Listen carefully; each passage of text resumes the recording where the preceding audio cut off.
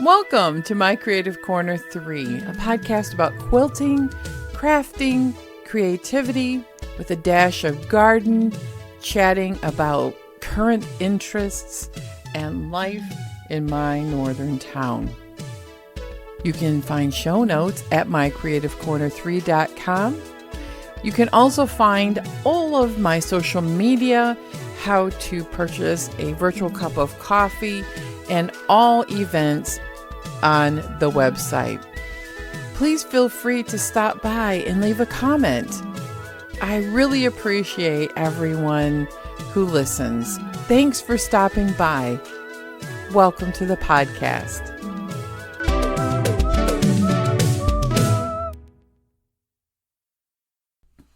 Welcome back to the podcast, everyone. It is November 9th. We have 43 degrees, a little bit of sunshine, a lot of snow has melted, and I feel like we have ended the long hibernation. Yep, the squirrels are even out eating some of the seeds in the bird feeder, and I'm seeing some signs of life outside. What a long, gray, snowy winter. 185 inches is what we've gotten over the course of this winter so far. And you know what? We usually get one or two more storms before the last frost. So the good news is I am not worried about snow on the roof. It's all melted. The driveways are clear. And I'm seeing, signs of life outside. Birds, squirrels, little patches of grass peeking up through the snow and ice. Yes, it is ugly out there. We have gone from the pristine, white, beautiful snow to gray, muddy, and ugly. And we're waking up. That's exactly what's happening. And with the natural vitamin D, I feel a little bit more energized after being sick for what feels like weeks and weeks.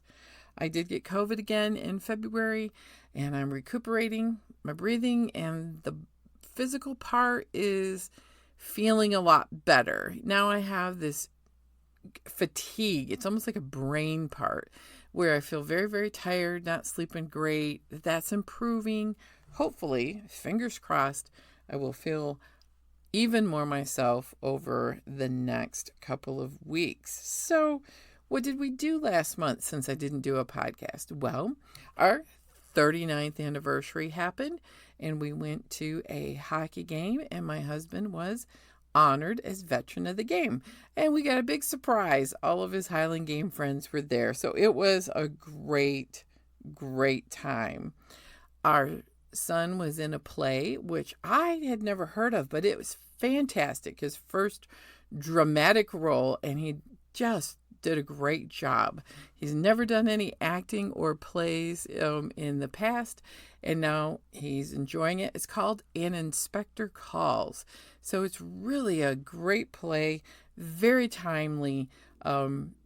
Excuse me. It was originally a commentary about society and politics in Russia and communism, actually. But overall, the whole play is about we're all in this together, and how are we going to get through life? Being kind to each other is the big message I walked away from. If you've ever seen the play, I would love to hear your insights on it. So, with all of the fun things and being sick, but I've felt a little more energetic. I actually have a lot of things to talk about. So the first thing is our quilt guild here locally. In February, I made a shirt from a flannel shirt, a quilted bag from a flannel shirt. Turned out great, and it's the perfect size for carrying journals and pens and the little different things back and forth to work. It'd be a great project bag just to keep the dirt, snow, and dust off of your projects. So I'm enjoying that. I really thought it was going to be kind of a project that I was never going to use and I'd probably throw away. But it actually was surprisingly easy to do and very useful. It's the perfect size. Next month, Quilt Guild is making rope bowls. So there's a couple different methods of construction that we need to prep for. My husband tells me we have clothesline in the garage that he believes is 100% cotton. And I'm not going to wrap the rope with a lot of fabric. I just feel like it's kind of a waste of fabric. But I have a plethora of threads now that are very old that I inherited from my friend. And the other method, which the teacher of the class, who's the president of the guild, said to do is zigzag several layers of these wild and crazy colors on your rope that will give it color, give it some texture and firmness, and be able to shape your bowl. I would like to make a dough bowl, that long oval shape type of a rope bowl to display my little mini pin cushions in that are going to be crocheted. I want to make a few that are tiny little quilt square pin cushions and maybe even cross stitch. So lots of fun things I'd like to display in my little rope bowl. Hopefully it will turn out, and looks like you can make them as fancy or as plain as you have imagination for. So I'm looking forward to that. I thought it would be a fun thing to do. I'm going to try to get off work. I am going to get off work when class starts at 3 o'clock versus slipping in at 5 when the technique and instruction part is done, but showing up for social hour and then the business meeting. I can't take off hours and hours every month from work for the quilt shop club I belong to, which is the Lori Holt Club, which, P.S., I didn't make it last month because I came down with COVID, but I'm going this month, and Quilt Guild. So I have to pick and choose, just like anything else. I wish I could just do all of the fun things that I would like during the day besides going to work, but that's not my life yet. So that's what we're doing in Quilt Guild. So what was super fun is in March, the local library hangs up the Quilt Guild's challenge quilts, which this year was black, white, and a touch of color, as well as Fat Quarter Challenge quilts. And since I wasn't there all year, they allowed me to just pick a quilt that was a challenge for me. And I did that blue and white Petite 4, as well as my black, white, and pink family size potato chip quilt. So I got them done, and they are hanging at the library all month, and it's a beautiful display. The library has nice cathedral ceilings, so everything is hung up off of beams in the decorative beams in the ceiling, and it really looks nice, and it's a great way for people to see like one theme, and then it is carried out through different interpretations. So next year the challenge was picked, and it's using a color cube.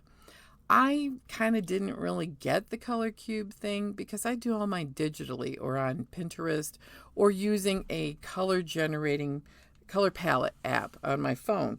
But they thought, 45th, because we're on the 45th parallel, and they picked randomly color card number 45. And I will show pictures of that later on. We've got the paint chips and different colors, and they're wanting to use at least 3 or 4 of them. And I'm going to break the rules and probably add a color in the family of this. But it's sages and cranberries and goldy peach colored thing with a little bit of brown. And so it's very fall looking, but I don't want to make another fall quilt. So I found a panel that I think would work with the theme, but it has not only the sage, but it has a wee bit of teal. It's going to be fine. It's my quilt, and as Lori Holt says, you're the boss of your own quilt. They're not going to be that legalistic, I don't think. So, what else have I been sewing? You're not going to believe it. I got all of the Lori Holt Stitchy Stars table runner blocks done. Remember how much I was struggling with that pattern? Oh my gosh. Lori Holt's patterns in the books are much easier to follow. In her patterns, they're complicated because cutting instructions are by the fabric color and not necessarily by units and how traditionally you label it ABC, patch ABC, 1, 2, 3. Anyway, that was part of my problem. Foreshadowing is still a problem. But this quilt, I decided to make all 7 blocks, and I repeated 2 of them because I thought I might be able to make them better, and they wound up turning out, both of them, very good. So instead of a long, skinny table runner, 1 block wide by 7 long, I made a 3x3 setting. I put no sashing or cornerstones. They all turned out quite good. They're not perfect. Not every point is preserved. However, I was going to throw the whole thing away last year. But to the rescue was the Lori Holt Club at the quilt shop, and the quilt shop owner sat with me and painstakingly went through the pattern, and we were able to come up with where I was misinterpreting certain things and had a good time. So it's done. I'm going to put a large 4-inch wide orange border on it, and it's going to be a door quilt that I hang at work for the holidays. It is all fall themed from scratch. That's why I don't want to do another fall themed quilt. It's oranges, burgundies, greens, and cream. So I'm happy that I was able to finish that. It was kind of one of those things nagging in the back of my mind. And now that it's done, I feel great about it. The other thing I have been keeping up with is the family favorites Quilt Along with Sherry and Chelsea. Sherry is from A Quilting Life, and they wrote a book, and we are following 2 blocks a month. This is a very easy, low-stress quilt along that is going to be about a year long with Fat Quarter Shop. And I am absolutely loving their pattern writing. Their fabrics are fabulous. Raspberry, what is it called? It's not strawberry lemonade. It's raspberry sundae, I think. That fabric line just came out. It's absolutely beautiful. So I am making my quilt with a little bit different fabric. I'm not using theirs because then it'll all look the same. But I thought it'd be fun to use Feed My Soul, which is a fabric line by Sandy Gervais. And it's beautiful. The blocks are not advanced blocks, but to do them, you have to be very careful, get your points right, and yet they are very striking with, I chose a solid white background. And this is going to be a very happy quilt, as I like to make happy quilts and less drama if I can avoid it. I also finished long arming my dragonfly quilt that I got at Christmas time, where I put a bunch of fat quarters in a bag and I gave it to, it was a person I didn't know who drew my fat quarters, and they made a quilt out of it and gave it back. So that is finished. So I'm on a roll.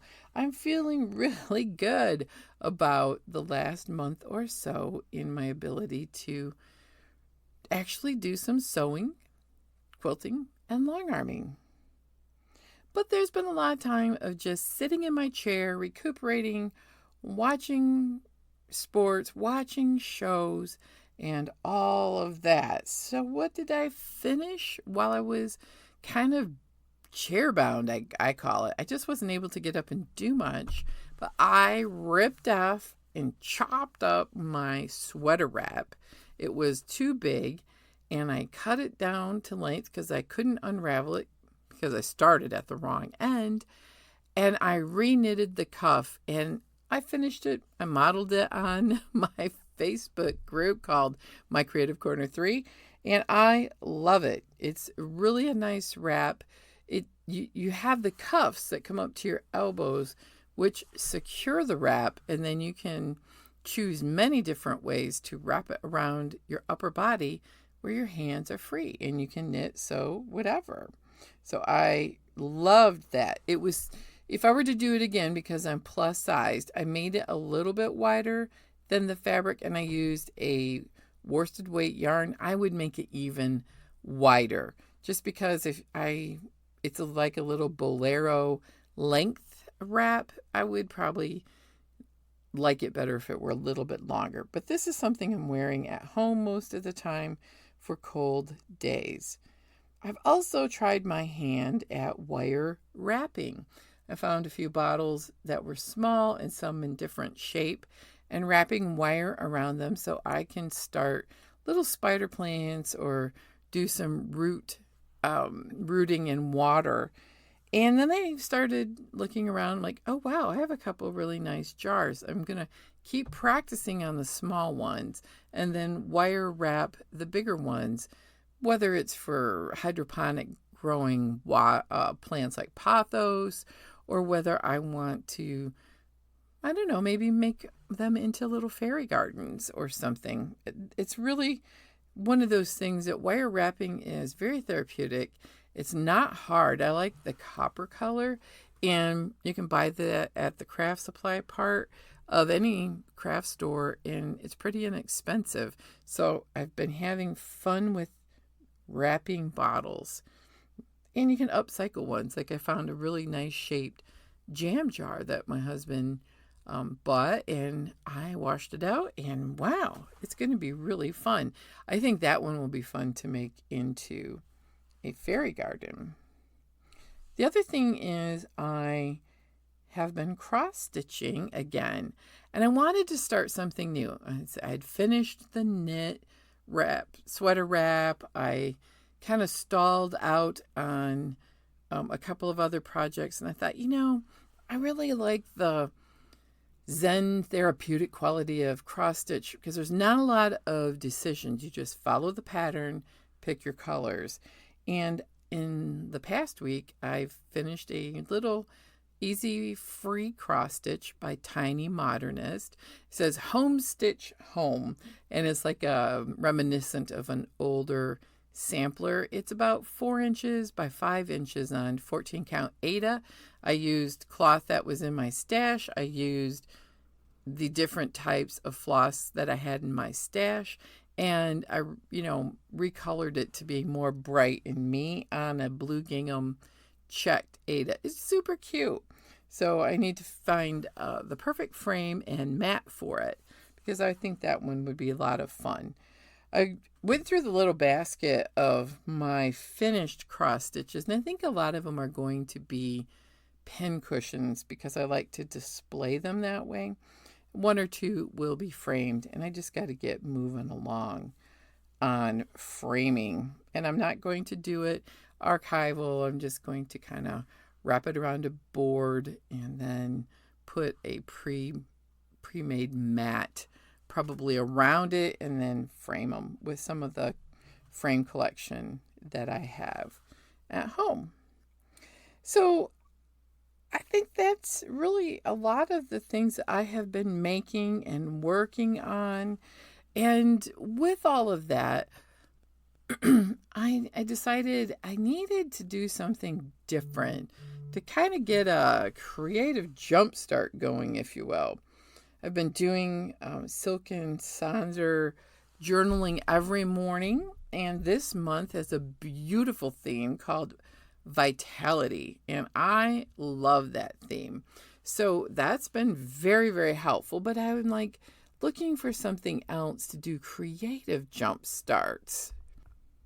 And the first thing I did is as I was perusing Substack, I found The Wonder Habit by D. Michelle Perry. And what I find interesting is she just really is like almost like a kindred spirit on how she's looking at life and creativity, hardships that she's gone through, both physical, and she had a brain injury in a car accident as well as losing a leg. And yet she is seeing joy and wonder, the wonder of every day and magic of life. And I'm like, that's it. That is the whole creative jumpstart. And part of her wonder habit is that she writes a lot of beautiful articles, free and paid, on Substack. And she gives you prompts for every day. And over the winter, I didn't use her prompts. And then I found it very difficult to do the wonder habit because I thought, oh, well, it's super easy to find the wonder and beauty and joy and magic of every day. It is, but when you have the prompt, having a little bit of instruction, a little bit of nudging in the way to go, I found it much, much easier. And now we are doing the 100 Days of Wonder. So she spends 15 minutes a day doing inchies, 1 inch by 1 inch, tiny watercolor portraits or drawings of sorts. She is an artist in that way. And I am not. I decided inchy is kind of small. And what I really want to become one day is more of a mixed media artist for creative jump starts. So that's what I decided. I'm going to do like a couple of inches by a couple of inches or a third of the mixed media art journal that I have. And for 100 days, I'm going to make a small mixed media collage. And I am sticking with it every day. And it has been a great way to ponder all of the wonder in life every morning. Sometimes, through the afternoon, I'm looking for things that I would like to use for the next day's little collage. And I found a couple of really nice magazines, like a Vogue magazine and an Enchanted Living magazine, things that I had in the office or laying around that I'm using as fodder to cut up, as well as some other fodder that I made over the last year. Remember some watercolors and some experiments in drawing and doodling and ripping up pages. And it has been great. Today's prompt was explore. Exploring the beauty and wonder and the adventure, and that there's still so much to see and do. Yesterday was observe. One day was tinker. Another day was dig. So it's just really been incredibly therapeutic, especially as I'm healing up from having COVID and dealing with long COVID, but also going through this creative jumpstart in the morning. Some of my collages are more in depth and intricate than others. I found a few quotes to stick on there, and I just really have been enjoying it. But what I thought would be interesting is to kind of look at what Michelle Perry's thoughts are about this wonder habit. And I thought I'd read a little bit from her free article. So this is what she wrote for Are You Ready for Round 2 of 100 Days of Wonder? She said, 2024 was incredible. Thousands of pieces of creative work were inspired by our 100 one-word wonder prompts. I was building and figuring it out as we went. So we had some hot glue drips and occasional rough edges, but it is one of the most amazing things I've ever been privileged to be part of.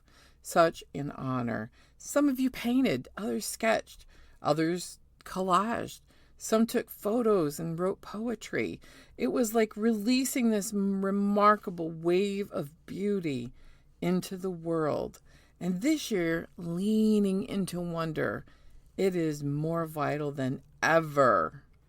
One of the most critical things we can do in seasons that feel difficult in 2025, to be honest, to me, aside here, feels like it's incredibly difficult and has been very difficult, both personally as well as in world issues and work and funding and concern about my future job. I don't know what's going to happen with it. It's been tenuous. But what Michelle says is one of the most critical things we can do in seasons like this is to cultivate a space that is creative, kind, and focused on things like wonder, beauty, goodness, and joy. Wonder at its best is an intentional practice that grounds us into the good in the tiny, ordinary moments flooded with light. It is a targeted way we can build resilience even in times that are dark or hard. Wow, I'm just going to tell you, when I have the ability, I'm going to probably go to her paid articles on Substack, because she is a phenomenal writer and motivational person, and I am very inspired by it. So it's not too late. You can do your own version of your wonder habit. It's great when you have a little bit of lead with this. It's hard to do on your own when you're staring at a blank page. But that's the same with writing. It's the same with quilting sometimes. I just can't do it from scratch or ground zero anymore. It's so much easier when you have a pattern, a leader, a class. So with all that, I decided I'm going to take some classes. I signed up for 2 classes. There is a particular craft group that travels Michigan, and the first one I signed up for is a resin pour class. Yeah, you pour resin acrylic paints over things and make swirly whirly beautiful items. And the second one was making succulents out of sea glass. That one canceled. So I thought, oh good, 50-50 shot that I will get to have one or both classes, and I have one.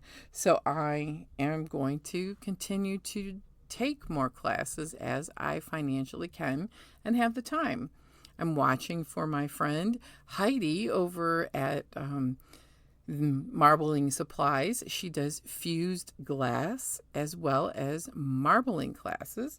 So far, I have taken the classes that she's offering, but as the weather is getting better, I'm going to look for some more. I would love to take a marbling class for silk scarves, and she typically does that in the fall for the holidays.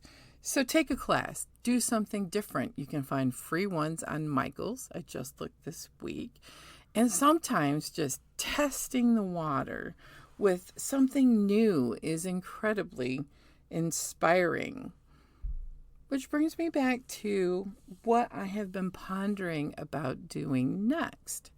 I looked at my pattern from The World of Lori Holt, Volume 2. There is a beautiful So Happy wall hanging with a sewing machine. But I looked at the pattern yesterday, and her patterns are difficult. It's all, I can't understand the cutting instructions, and I don't have all the same fabric. So I need to go through one at a time and just do one small segment, and then I'll worry about the big sewing machine part at the end. This is a very tedious little quilt that I thought was going to be easy. It is not going to be, but the results are going to be so worth it. The other thing is, I've been thinking a lot about my Dear Jane. In fact, I got it out yesterday, and I'm looking at the blocks here. Some are very, very good, and some are absolutely atrocious. I made it through 3 rows, and if you remember right, Dear Jane is just line drawings. Most of them are applique, and a few you can get. I have the Electric Quilter add-on where I can do some foundation paper piecing, and I think that's what I'm going to do. Go through and do as many foundation paper pieced blocks as I can. I'm going to take a class. I asked the quilt shop if she could help me with raw edge applique, and she said that she knows how to do that and would be more than happy to offer that as a class. But I got thinking about Dear Jane in all of this because, Civil Wars, when that quilt was made, and I'm thinking, she must have purposely have made that quilt incredibly difficult to get through a most difficult time. And I'm thinking, because these blocks are kind of insane, and she drafted them. They're original to her. She has some that are traditional, but most of them are her deal. And I found a post on Facebook from a group called Fabric and Art, and I thought it really hit the whole Dear Jane thing. It's on my feed on Facebook if you want to read it and you're interested in it. But Jane Stickle made this quilt during the Civil War, and it has 5,602 pieces of fabric. The small size of each block, they're about 4.5 inches. Sheer quantity of the uniquely patterned blocks in her quilt is notable. The average size of blocks during this time period is 12 inches square. And she made them extremely difficult. They are uniquely drafted, and they show her skill of a needleworker with her master of geometry. So I'm reading through this and I'm like, oh yeah, because nobody in their right mind would do this. But at the same time, she needed to focus and be grounded. Each block in the quilt is pieced with 2 fabrics, a calico or an even weave gingham and a plain white cotton background. It's arranged by color. She had a very unique color placement setting, which I never caught until reading articles later. She recycled linen sheets for the back, and the majority of her blocks are just original as her. And so as I think one day I really do want to go see this quilt in Bennington Museum in Vermont. It's only out one time a year, and it's very fragile. But I'm like, we don't know what happened to Jane really after this, but her legacy with that quilt is amazing. And I'm decided to do what Brenda, the author of Dear Jane, the book, is making a baby Jane, which is my version and smaller. But I am going to I have a layer cake and some other fabrics, and I will go as far as I can with the fabrics that I have, and then turn it into a little small quilt. So yeah, difficult times often bring up interesting things in your mind. And I've been thinking about this quilt when she made it, and because of the difficulty, and because she probably was using this as a way to keep her mind busy and her hands working and looking at creating something beautiful out of potentially some things were very old pieces of fabric, and what she had on hand to recycle into something incredibly beautiful that still lives on today. So amazing. I just love it. So I've talked about Substack. If you want to have my blog articles delivered to your inbox, I do have a Substack, and you can subscribe and it will send it to your email, and you don't have to go through all of social media or searching for me. I do write a little article every Saturday and a couple of independent little posts on Substack for fun. Now, the next thing I want to talk about is a little commercial. I did get sponsored with Fullology with some shampoo to try and talk about it. It's a Nexus product. It is exclusively at Sam's Club right now, and I love that. It's really beautiful shampoo and conditioner. My hair is thinning and dull and looks horrible over the winter and being sick, and it's starting to look very healthy, full, a little bit of body. So check it out, Fullology. And the last thing I want to talk about is, do you know what happened 5 years ago in March? Yeah, lockdown did. March 15th is Long COVID Awareness Month. And since I have long COVID, I really have decided that 2025 is the year I'm not going to pretend anymore that everything is all right all the time.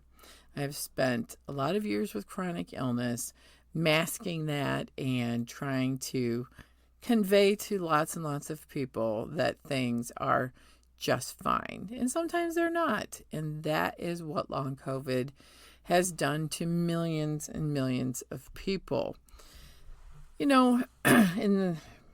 There's just really not a lot of information out there about it. Money's drying up for research. And, and I'm not asking for you to donate. I'm not asking you to do anything more than just be aware that there are a lot of people who have chronic illnesses, and long COVID is one. It's not just about one symptom, because there isn't just one. There are many.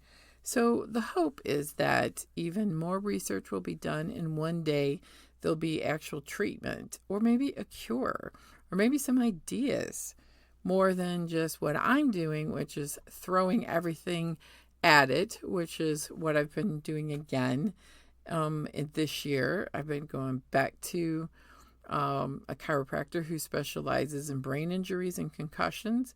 I don't know if it's helping. It costs a lot of money, but it does make me feel better. I've been doing exercise. I bought a little walking pad to try to get my strength back and to build up endurance, because rowing is too hard and wears me out. Yeah, it's something that has changed my life, and it's not all bad. I just have to get more help.